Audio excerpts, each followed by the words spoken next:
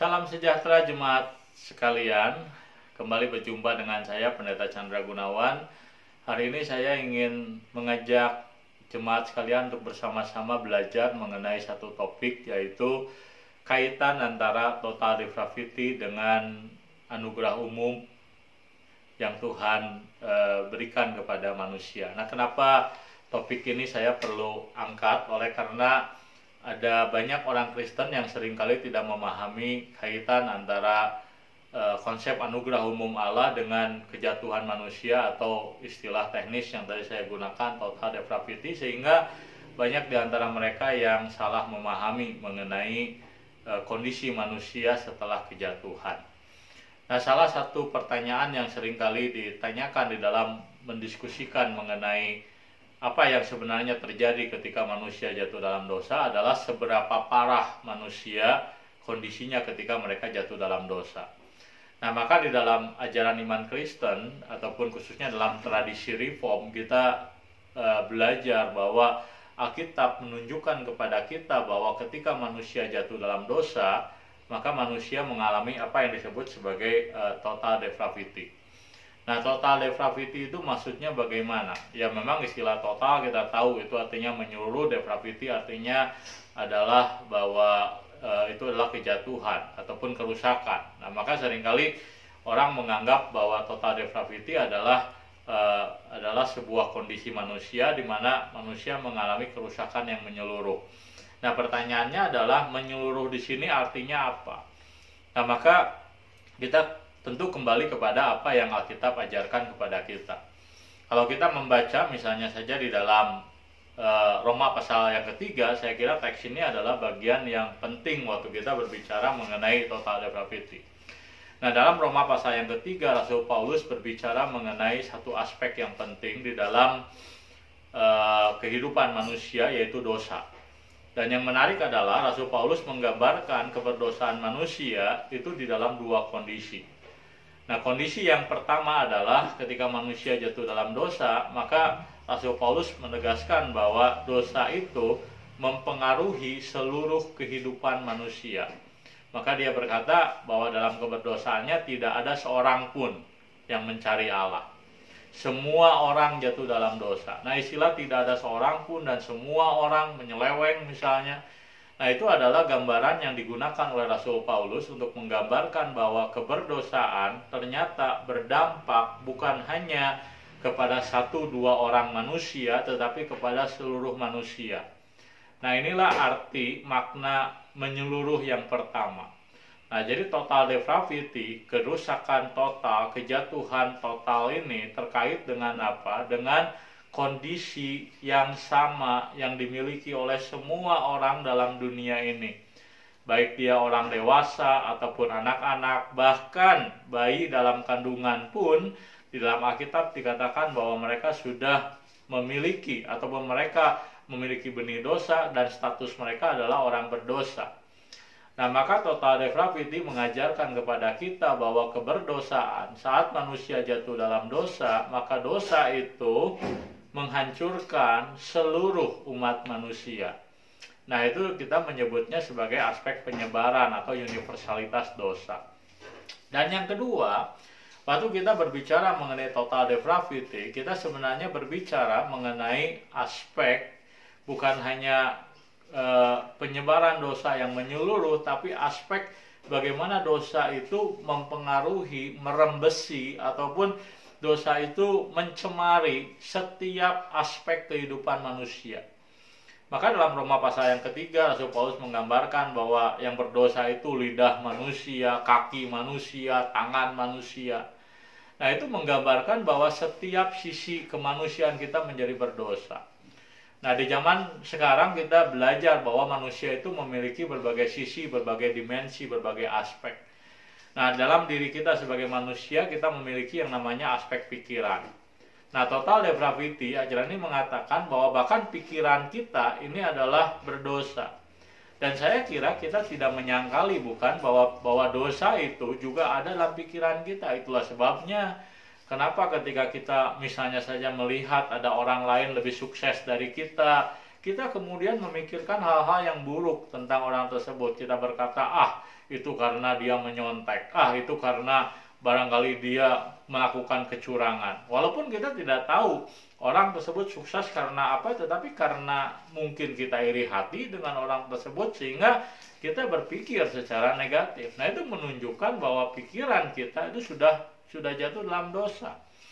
Begitu juga dengan emosi kita. Ya, emosi kita pun adalah bagian daripada kemanusiaan, dan kita adalah makhluk yang dicipta Tuhan dengan emosi. Maka total depravity mengajarkan kepada kita bahwa bahkan emosi kita ini adalah emosi yang sudah tercemar dosa.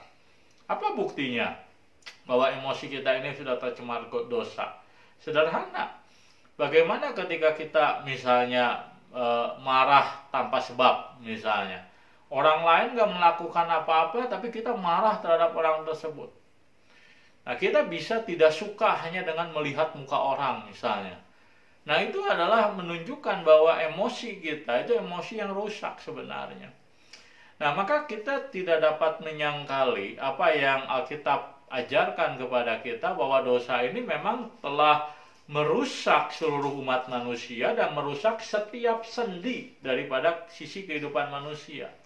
Termasuk salah satunya kemampuan manusia untuk merespon mencari Tuhan, itu rusak. Nah, sehingga waktu kita berbicara soal total depravity, kita kemudian bertanya-tanya, apakah dalam keberdosaan manusia itu bisa mencari Tuhan? Maka jawabannya tidak. Manusia tidak bisa mencari Tuhan di dalam keberdosaannya. Nah, lalu kita berkata kepada diri kita ataupun kepada teman-teman kita, kalau memang dosa itu merusak manusia dan manusia tidak mau mencari Tuhan, kenapa kemudian di dalam dunia ini kita melihat ada begitu banyak orang yang mencari Tuhan?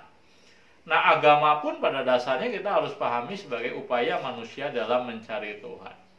Nah, dalam hal inilah kita perlu mengerti bahwa walaupun manusia jatuh dalam dosa, manusia menjadi makhluk yang rusak secara total, tidak ada hal dalam diri kita yang kemudian bebas dari dosa, tetapi kita harus menyadari bahwa di dalam keberdosaan kita ada yang namanya anugerah umum Tuhan. Nah, anugerah umum Tuhan inilah yang kemudian membatasi dosa yang merusak diri manusia.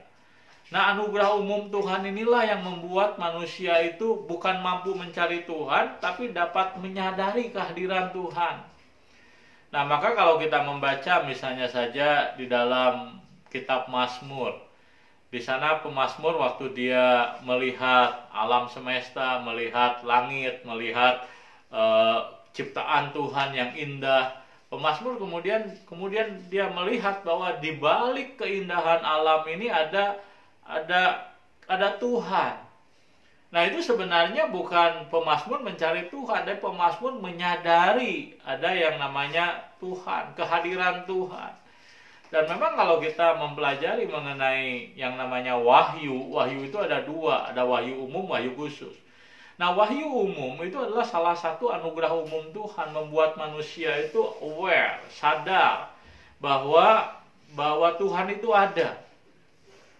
Nah, maka karena manusia tahu Tuhan itu ada, maka kemudian manusia berupaya untuk kemudian mencari Tuhan. Walaupun mereka nggak mampu sebenarnya. Begitu ya. Nah, kenapa manusia yang aware Tuhan itu ada kemudian mau mencari Tuhan? Jawabannya adalah karena Tuhan bukan cuma mengaruniakan kepada manusia sebuah wahyu umum, misalnya menyatakan kehadiran Tuhan, tapi Tuhan juga mengaruniakan kepada manusia yang namanya hati nurani. Di mana hati nurani ini betul tercemar juga oleh dosa, tetapi dalam anugerah umum Tuhan, nurani manusia ini masih memiliki kerinduan untuk mencari Tuhan, walaupun gak mampu dalam dirinya sendiri. Nah, maka kita harus mengerti bahwa anugerah umum Tuhan inilah yang sebenarnya membuat manusia mencari Tuhan. Nah, jadi dalam keberdosaannya, manusia pada dasarnya gak mampu mencari Tuhan. Tetapi anugerah umum Tuhan membuat manusia memiliki kepekaan, menyadari Tuhan itu ada. Dan karena dia tahu Tuhan itu ada, maka manusia kemudian mencoba mencarinya. Walaupun sekali lagi, di dalam keberdosaan kita tidak mampu mengerti Tuhan itu seperti apa. Kita ingin mencari dia, tetapi kita nggak mampu mengerti dia. Kita ingin mengerti dia, tapi kita tidak mampu untuk memahami dia. Nah, itu persoalannya manusia dalam keberdosaannya. Maka supaya manusia kemudian dapat mengerti mengenai apa yang seperti apakah Tuhan yang benar itu, supaya manusia bisa paham kehendak Tuhan itu seperti apa, maka kemudian Tuhan menyatakan diri kepada manusia melalui yang namanya wahyu khusus, melalui firman Tuhan salah satunya. Nah, maka tanpa firman Tuhan, tanpa Alkitab, manusia itu nggak akan pernah bisa mengerti Tuhan yang benar itu seperti apa. Itu pun manusia ketika membaca Alkitab dalam keberdosaannya, kita pun nggak paham apa yang Alkitab katakan. Karena seperti yang dikatakan Alkitab, dalam keberdosaan kita ini menganggap apa yang Tuhan nyatakan sebagai sebuah kebodohan. Dan itulah sebabnya maka manusia mengabaikan apa yang firman Tuhan katakan. Nah, maka supaya manusia mengerti apa yang firman Tuhan sampaikan dalam Alkitab, maka Tuhan perlu berkarya dalam kehidupan kita.